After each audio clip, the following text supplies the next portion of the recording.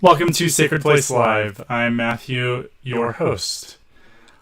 I'm waiting to see how long it takes for this to sync up properly on Facebook, so this part may get cut off from the live version, so I don't want to share anything that I want people to miss out on. So I want to remind everyone that Sacred Place Live is now on Tuesday, Thursday, and Friday at 3:30 p.m. here on Facebook Live. You'll view it on YouTube later and on our website at yoursacredplace.org. If you are new to Sacred Place, we are a young church based in Rancho Cucamonga, California, where we seek to create a just world where all are included in God's family, one sacred place at a time.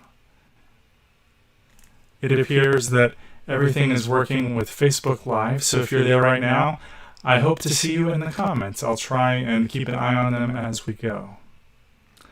We are walking week by week through the stories of the Hebrew Testament. This week we turn to the story of Joseph, who had that amazing Technicolor Dreamcoat, as the musical goes. I want to share now with you his story.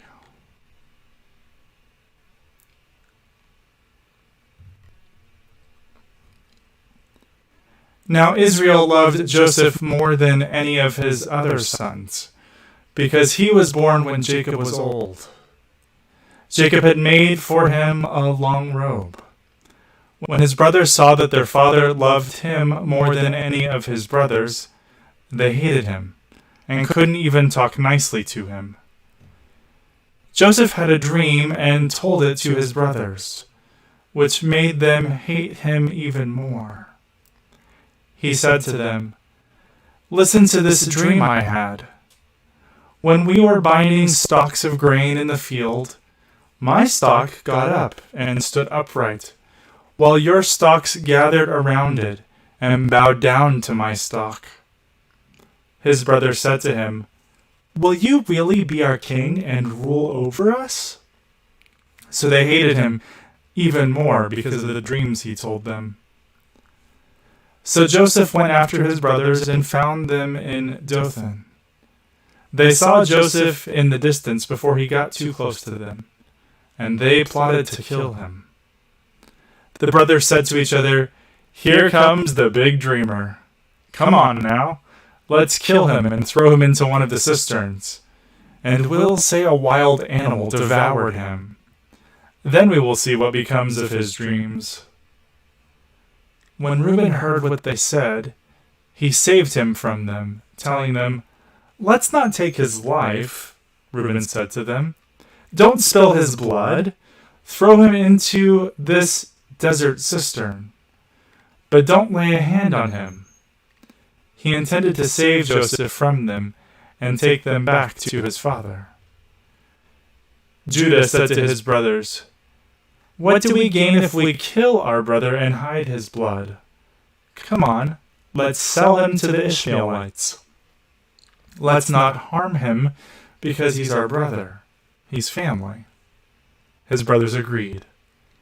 When some Midianite traders passed by, they pulled Joseph up out of the cistern. They sold him to the Ishmaelites for 20 pieces of silver, and they brought Joseph to Egypt. When Reuben returned to the cistern and found that Joseph wasn't in it, he tore his clothes. Then he returned to his brothers and said, "The boy's gone, and where can I go now?" His brothers took Joseph's robe, slaughtered a male goat, and dipped the robe in the blood. They took the long robe, brought it to their father, and said, "We found this. See if it's your son's robe or not."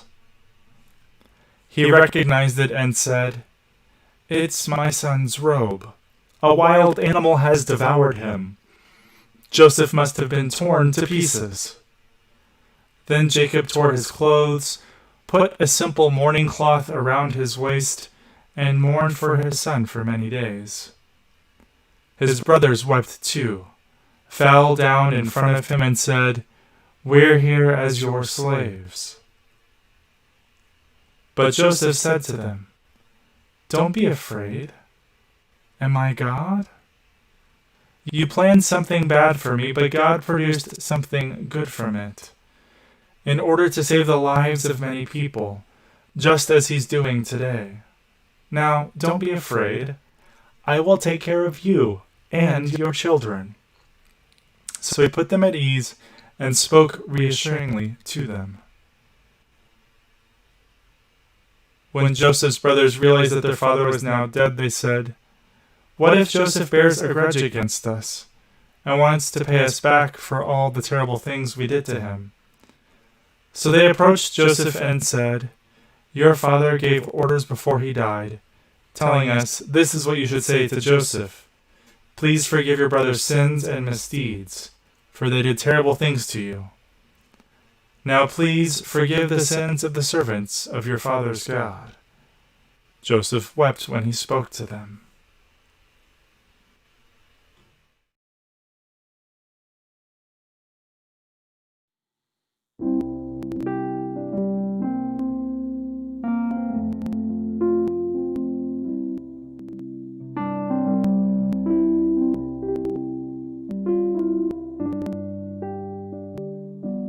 I closed my eyes, drew back the curtain to see for certain what I thought I knew.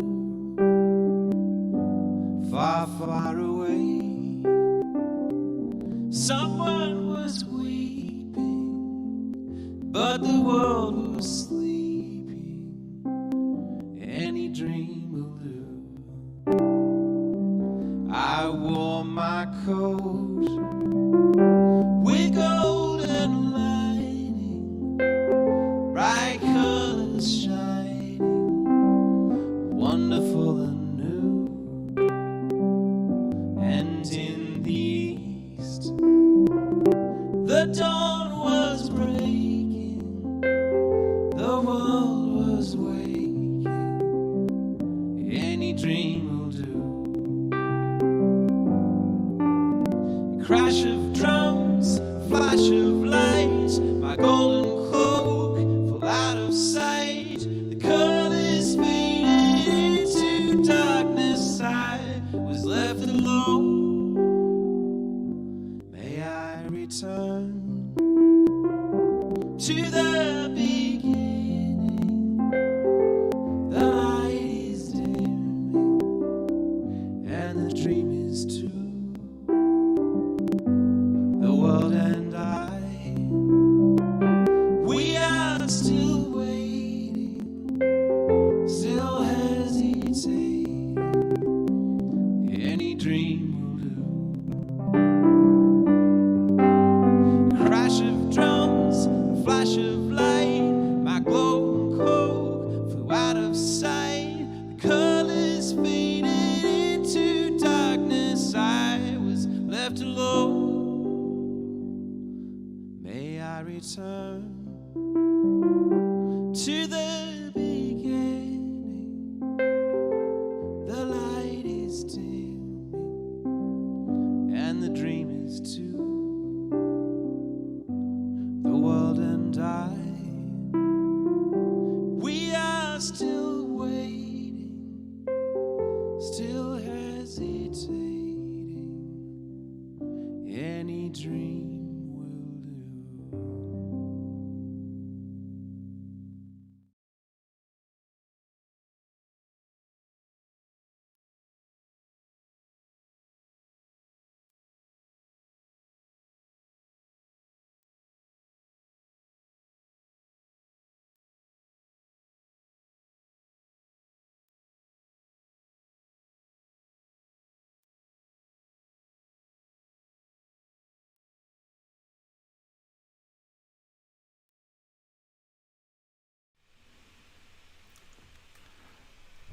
So I don't want to talk super long today.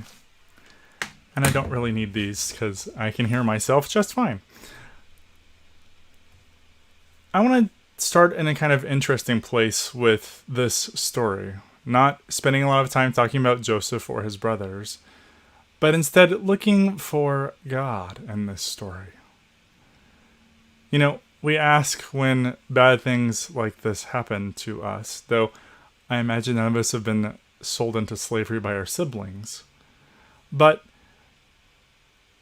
where is God when we find ourselves in these difficult moments? Where is God when we are surrounded by all of the things that are going on right now, as we have surpassed 200,000 people in our country dying from COVID-19? And what Joseph says is maybe the most important part. He forgives them, saying, God allowed this so that many lives could be saved. Joseph becomes one of Pharaoh's leaders, and through his dreams saves the people from famine. That part of the story is left out, and I think the last two slides were actually out of order. Sorry about that. But Joseph, through this terrible thing that happens, and I wouldn't say that God caused it to happen, but rather that God used this thing to bring Joseph to a place where he could have a greater impact.